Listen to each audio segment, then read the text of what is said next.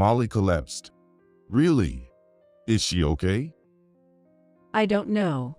The teacher at school said she just passed out during swim class. My daughter Molly caused hyperventilation during swimming class at school and was taken to the hospital. When I arrived at the hospital, Molly was sleeping peacefully. Seeing her sleeping face, I heaved a sigh of relief. Sarah, how's Molly? Is she okay? My husband John also rushed over after hearing the news. She's just sleeping calmly now. You can relax, the doctor responded, though his expression was somber for some reason. Doctor, please tell me everything. As I pressed the doctor, almost scolding him, he seemed to make up his mind and ask, How is your daughter's relationship with her grandparents? Why do you ask such a question? I am inquiring about how well your daughter gets along with her grandparents, the doctor asked me again. I was at a loss to answer the unexpected question. Hey, doctor, stop insulting my father and mother any further, John said, shaking with anger. John had veins bulging on his forehead, and I could feel his rage. What's wrong with you? I was surprised by my husband's emotional display, as he usually doesn't show his feelings. Then I will tell you. And then, as a mother, I was struck by the devastating truth that came from the doctor's mouth. My name is Sarah Wilson, a 42-year-old office worker. I currently live with my office worker husband, our elementary school-aged daughter, and my in-laws, making it 5 of us in total. We originally lived separately from my in-laws. However, my job paid well, but during busy seasons, I would come home late at night. John, being in a management position, often prioritized work as well. John's parents were very focused on education, so even after joining the company, John was work-oriented, always aiming for greater heights. He was such a workaholic that he would continue working at home after he got home. As a result, both John and I often made our daughter Molly feel lonely. We have a good income, but I feel sorry for Molly because this makes her feel lonely, I said with a sigh during a discussion with him. Then John made a suggestion. If you're okay with it, Sarah, why don't we live with my parents? Actually, they have been suggesting this for a while. John's father, Michael, was an elite employee who worked for a major trading company for many years. John's mother, Elizabeth, was an educator who taught at a prestigious middle school until she gave birth to John. However, Michael had to take early retirement a few years ago due to worsening chronic illness. My mill supported the family as a stay-at-home mother after she quit her teaching job, but she started working part-time when my Phil retired. My husband and I had been sending a fixed amount of money to his parents every month. I've also been thinking about renovating the family home to make it duplex style. I think it's a good opportunity.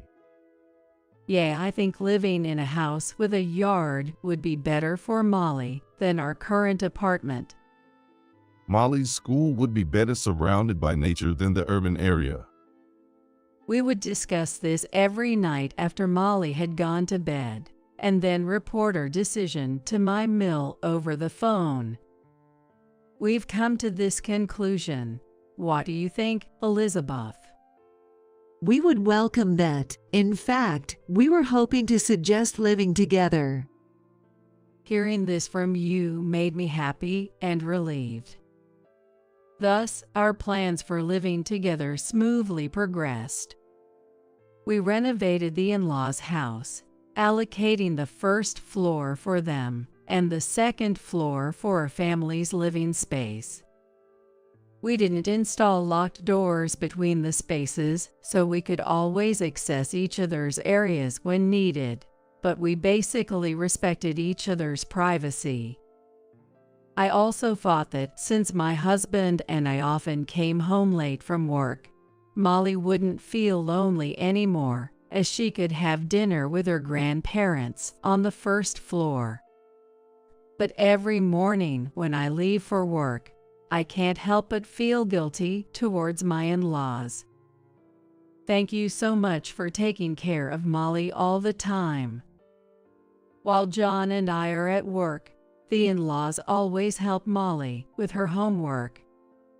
No problem. That's right, Sarah. Molly is our dear granddaughter. Don't worry about it. Michael said with a hearty laugh. Molly, make sure you listen to Grandma and be a good girl. Yes, I see. Then I'm off. Thank you in advance. Having the in-laws as allies made me feel more capable of facing work than ever before. 3 months have passed since we started living together. That day, I finished work early and got home sooner than usual, and Molly ran up to me crying and hugged me tightly. "What's wrong, Molly? Why are you crying?" Molly clung to me and wouldn't look up. Elizabeth followed her and said, "It seems Molly is just so happy to see her mom," as she tried to stroke Molly's head. Molly shook her head vehemently, showing her displeasure. Elizabeth smiled sadly. "Molly, that's not okay. Grandma always helps you with your homework. It's sad for Grandma if you act like this."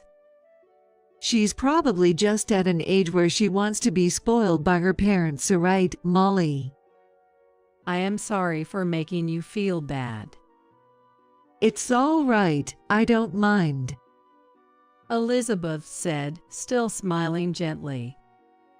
Molly was doing her best with her studies until just now. She's a smart girl. When Elizabeth tried to pat Molly on the head, Molly fiercely shook her head, showing her refusal. "Molly, Mommy will get angry. Say sorry to Grandma." When I scolded her, Molly reluctantly turned to Elizabeth and said in a trembling voice, "Sorry, Grandma." Molly usually seemed very attached to her grandparents, so at that moment, I didn't think much of it, assuming she just didn't want to study because she wanted to play. It's me who should say sorry, Molly. I thought I saw tears in Elizabeth's eyes, but realizing I was watching, she quickly covered it by laughing and saying, "Something got in my eye." As time went by, I realized that not only Elizabeth's behavior but also Molly's was unusual. Molly often played alone even before living with her grandparents, but she had never clung to me and cried like that before. And yet, she showed such an attitude towards her kind grandmother, who always doted on her. Maybe Molly was experiencing troubles that we adults couldn't understand. As bedtime approached, I discussed it with John. If I cut back on work, I could spend more time with Molly. She might not feel so lonely. What are you saying now? We've discussed this many times and decided. My parents are taking care of Molly, so there's no need to worry. I know that, but even if your parents are good people, they can't replace Molly's mother. Are you saying my parents aren't good enough? John frowned and glared at me. John often gave me that look when he didn't like something. I'm not saying that. It's just. Anyway, we should just leave Molly's care to my parents. He insisted, turning his back to me as if to end the conversation, and fell asleep. Winter came, and my busy work schedule finally entered a slow period. I'll do the dishes, you rest. Oh, really? Aren't you tired from work? It's relatively slow at work now, so I can do laundry and cleaning on my days off. Is that so? Well, I'll take your word for it and watch TV. I decided to dedicate myself to the household chores, making up for the time I couldn't contribute before. John remained busy with his work as usual. Sarah is really putting in the effort. Well then, leave Molly's shower to me. Are you sure? You must be tired. I responded, thinking he was being considerate due to my bustling around the house. Leave it to me. Parent-child communication is important. After all, He said, puffing out his chest. Molly, go ahead and take a shower with Daddy. I called out to her, and she took John's hand and headed to the bathroom. Imagining the delightful scene of father and daughter together, I couldn't help but smile. However, when Molly came out of the shower, I was startled. Molly, your face is really red, isn't it? Her face seemed unusually flushed.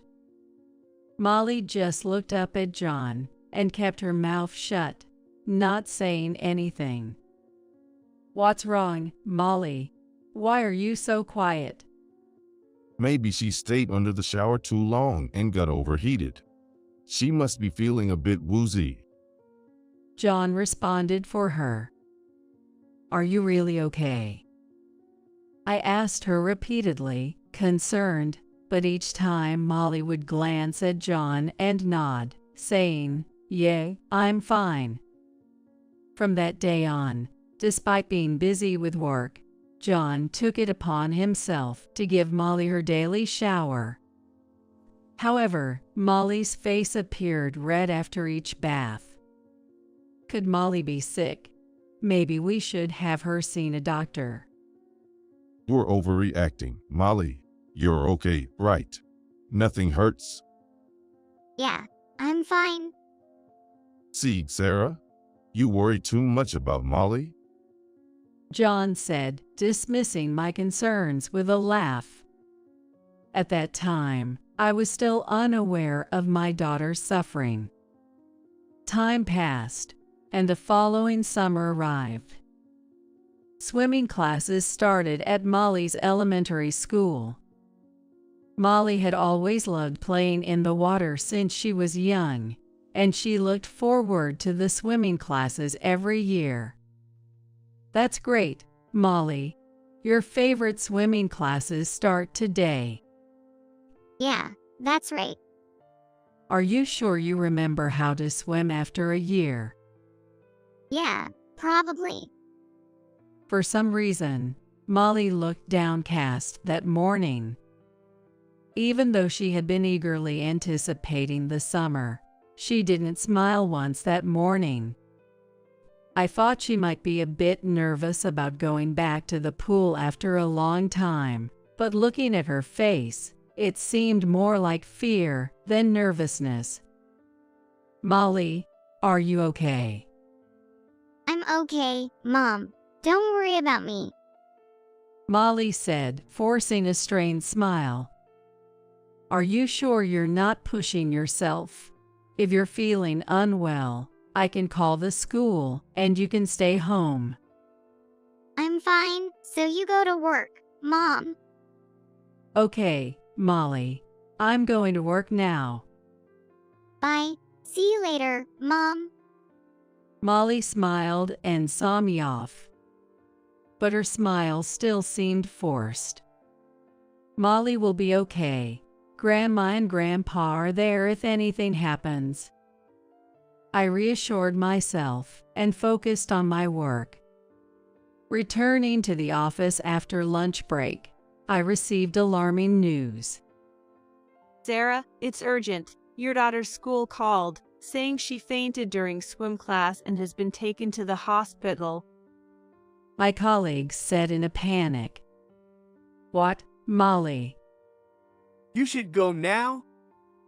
I was so upset that I couldn't move for a moment, but my boss urged me to come back to myself, so I picked up a taxi and hurried to the hospital. On the way, I contacted my husband. Molly collapsed. Is it true? Is she okay? I don't know. The teacher said she just fainted all of a sudden during the swimming lesson. What is the school doing? If something had happened, they would have had to take responsibility later. Now's not the time for that. I'm on my way to the hospital where Molly was taken. Okay, I'm heading there now too. My usually work-focused husband seemed genuinely flustered this time. When I arrived at the hospital, Molly was peacefully sleeping in her bed. Seeing her sleeping face, I felt a wave of relief. I'm so glad Molly is safe. The tension I had been carrying broke, and I felt dizzy. Are you all right? Supported by the doctor nearby, I managed not to collapse. Sarah, is Molly okay? John, Molly is. I tried to answer, but my words tangled. She's just sleeping calmly now. Please don't worry, the doctor calmly responded. Doctor, thank you so much. I lowered my head to the doctor, tears of relief falling. However, the doctor's expression remained serious and somber. Doctor, is there something wrong? Well, actually.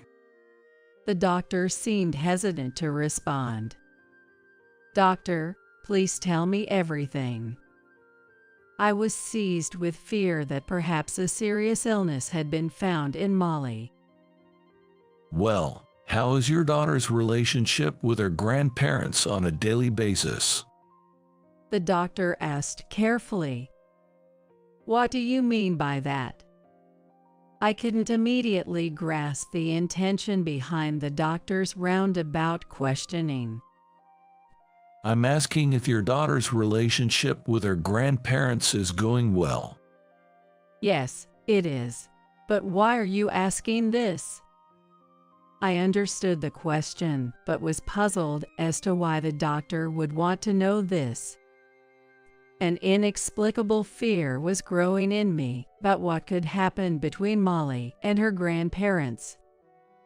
As I struggled to respond and fell silent, John behind me said, shaking with anger, "Hey, doctor, what are you trying to say?" I could see the anger rising in him, veins standing out on his forehead. What's wrong with you? Feeling something was seriously off with John, who rarely showed his emotions, I became even more concerned. Stop insulting my parents. I'm not trying to insult them. I just want to confirm the facts. I tried to clarify. John, becoming furious, seemed ready to confront the doctor physically, but the doctor remained calm and tried to soothe him. My parents care about Molly. Stop making baseless accusations. If you insult my parents further, I will sue you. Calm down a bit. How can I stay calm? My parents are being insulted. Why do you ask such a question? The doctor sighed deeply, as if troubled. Well, I'll tell you. The doctor then recounted the circumstances when Molly was brought to the hospital. When Molly was about to enter the pool for swimming class, she hyperventilated and was brought in by ambulance, which I already knew from the school's explanation. However, the concern arose afterward. When Molly arrived at the hospital, she seemed to be desperately trying to plead something even in her troubled breathing. As the doctor was attending to her, he leaned in to listen to her murmurs and heard her repeatedly apologizing, saying, "Sorry, Grandma. Sorry, Grandpa," as if she was in a daze. The fact that she repeatedly apologized to her grandparents in such a distressing situation suggests that there must have been a significant experience. What exactly happened between your daughter and her grandparents? This question took me by surprise, as it was completely unexpected. "Doctor, I don't understand what you're talking about," I said, but my gaze shifted from the doctor to my husband, who seemed even more agitated. What's with that, love? You know something, don't you?" I confronted him, sensing his strange behavior indicated he was hiding something. I don't know anything. This doctor's talking nonsense. It's impossible that my parents would do something terrible to Molly. John, who had been angry, suddenly started laughing, as if trying to cover up something that shouldn't be revealed. What I've mentioned is not nonsense. I'm merely stating the facts. Furthermore, I have not said that your parents have done something terrible to your daughter. I understand now. In that case, I will be clear. I suspect that her grandparents may have been causing her distress on a regular basis. Therefore, we have already contacted Child Protective Services. You can't just do whatever you want. In cases of suspicion, it is my duty as a doctor to promptly contact the relevant authorities. The doctor argued back. Perhaps our loud conversation woke Molly, as she opened her eyes. Mom, "Molly, you're awake. Thank goodness." I rushed to her and hugged her tightly as she sat up. "You can take her home today," the doctor said, to which John responded, "Of course. How can we leave her with such a reckless doctor? Let's go, Molly." He then grabbed our daughter's hand, trying to make her walk forcefully. "Don't touch her." Instinctively, I pulled Molly's hand away from John before even thinking. Tension filled the air between John and me, but my concern was more for Molly's well-being. In the taxi ride home, John continued to rant. "That doctor is all lies. He just wants to make my parents look bad." I couldn't take John's words seriously and remained silent. What? You doubt my parents too? "It's not that, but..." Molly, have you been abused by Grandma and Grandpa? yeah, no, I haven't. See, Molly says she hasn't been mistreated. That doctor was just spouting nonsense. Molly's response seemed forced, clearly under the pressure of John's dominating demeanor. Seeing Molly's frightened expression, I speculated about what could have happened between her and her grandparents. Something horrendously frightening must have occurred to Molly, something she felt she couldn't even tell me about. The fact that the doctor felt the need to contact Child Protective Services indicated a serious concern. But when I questioned my in-laws about it, I knew that if they said they didn't know, that would be the end of it. There is no evidence that they were harassing my daughter. Hey, are you even listening? John's voice snapped me back to reality. "Sorry, did you say something?" I've told you before. Don't let anyone from Child Protective Services inside if they come asking around. Why? If we have nothing to hide, we should let them in and prove that everything is fine. I countered him, even though I knew it was useless. What if it starts rumors around the neighborhood? It could affect my career. Think before you speak. John had always walked the path of an elite, never facing failure from childhood through his professional life. His high pride feared bad reputation more than anything, making me wonder if his pride was more important than our daughter Molly's well-being. Should he protect his pride more than his daughter?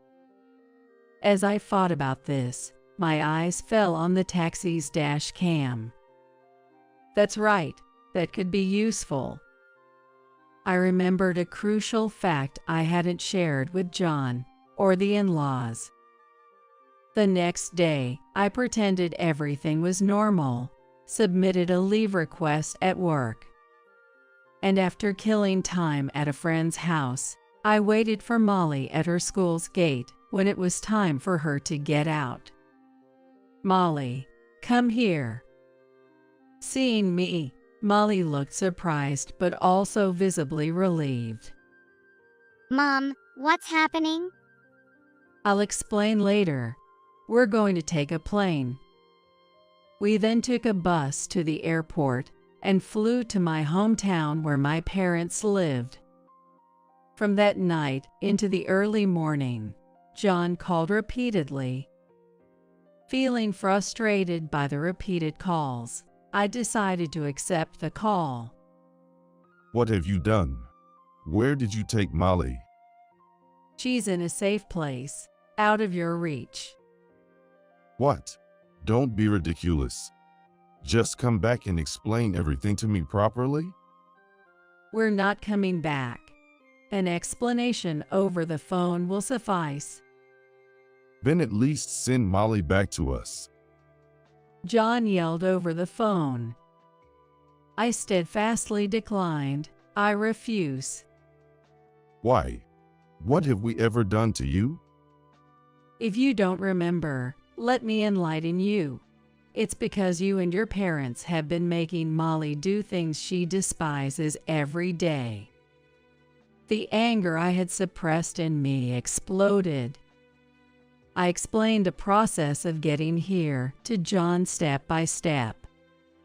On the way back from the hospital, I remembered, while looking at the taxi's dash cam, that I had installed a camera in the living room of the first floor. Unusual occurred. It was set up to monitor the elderly in-laws and Molly, alerting my smartphone immediately if anything unusual occurred. The first floor, where the in-laws lived, allowed Molly free access when John and I were not around. Shortly after we started living as a joint family, Elizabeth began forcing Molly to wash dishes and do cleaning tasks.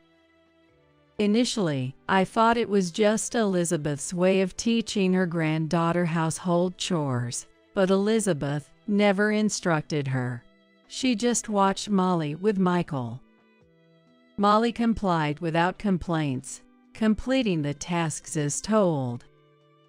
However, when Molly was about to go back upstairs after finishing, Elizabeth called her back, saying in a sorrowful voice, "Next, please clean the bathroom. Thank you."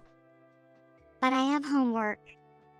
I'm sorry, but please do as you're told. If you can't, we can't let you live here. Please do as you're told, for your own good. With that, Elizabeth grabbed Molly's wrist, seemingly trying to force her outside against her will. Do as you're told, Molly.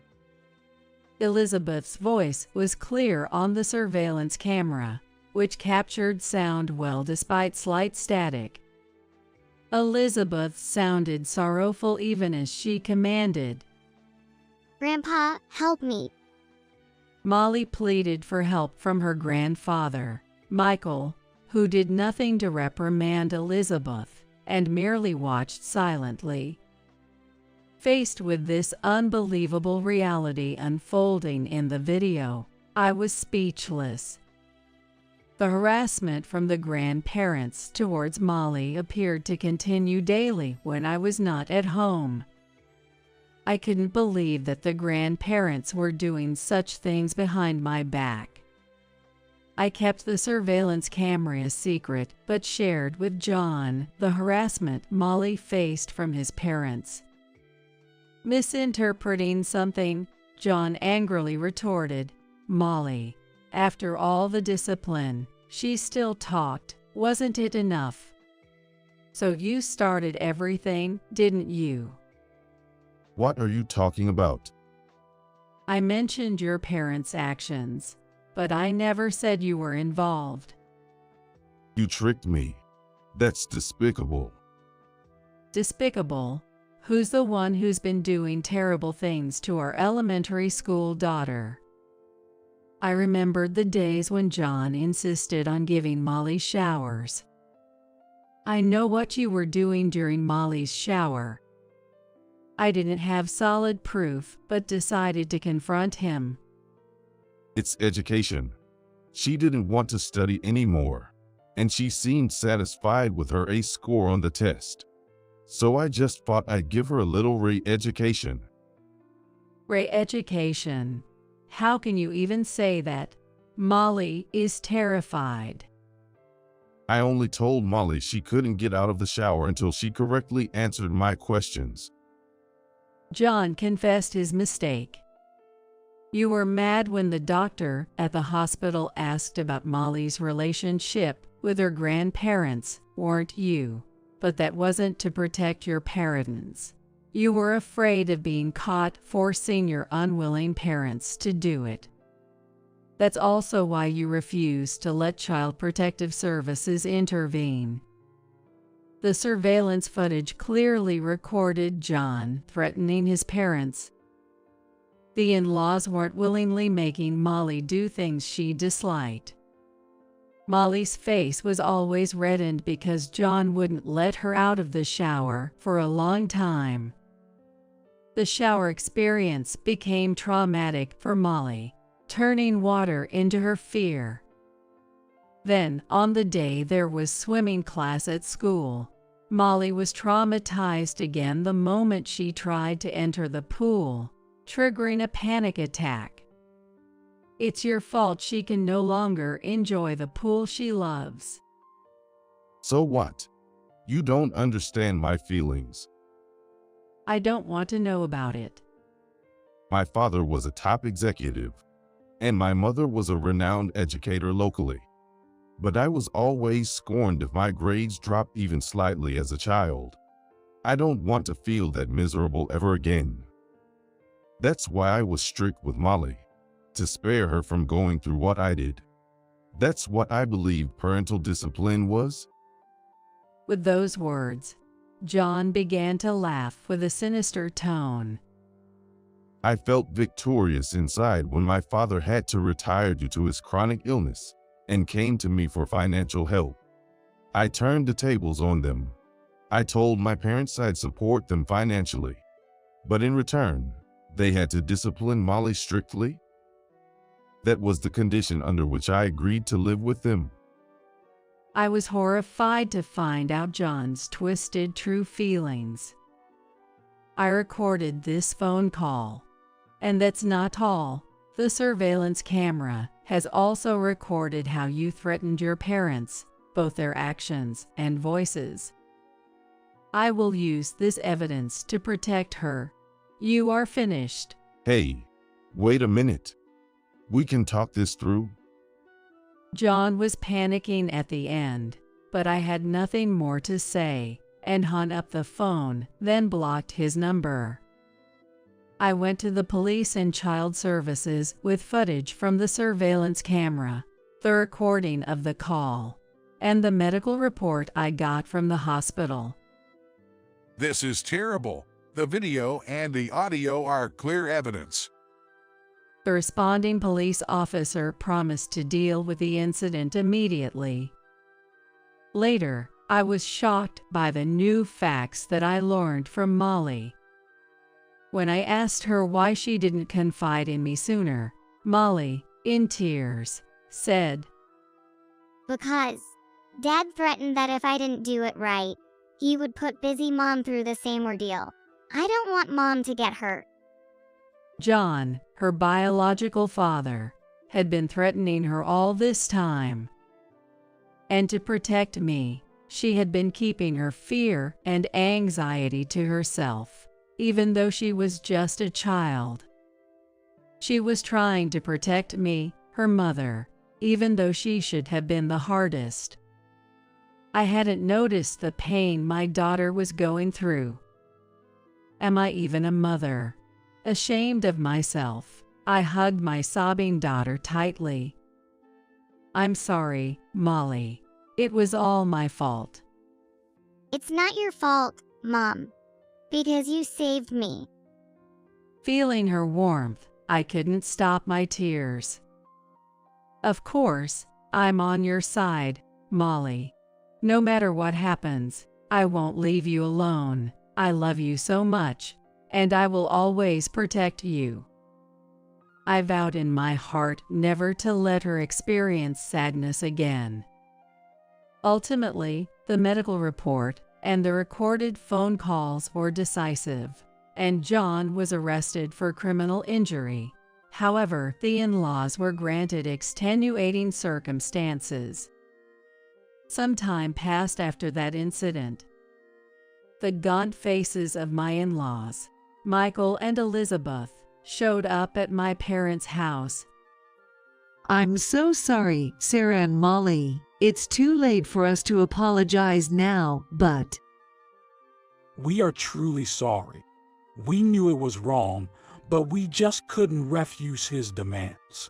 We are such terrible grandparents.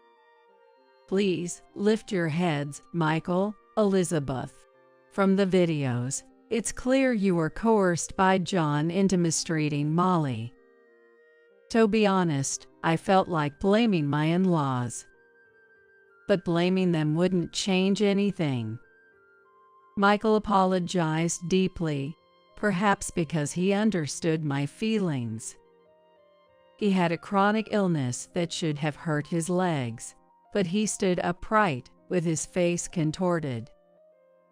Even though we were threatened, the fact that we did something terrible to our dear granddaughter is true. We don't expect forgiveness, but we just wanted to apologize to Sarah and Molly. Maybe, in the end, we just wanted to ease our own feelings. Molly ran over and gently patted the backs of Michael and Elizabeth. Grandpa and Grandma, I'm not mad at you. Thank you for teaching my homework. Molly's words broke them down, and they didn't look up. It seems to say that they have no right to show their faces to their granddaughter.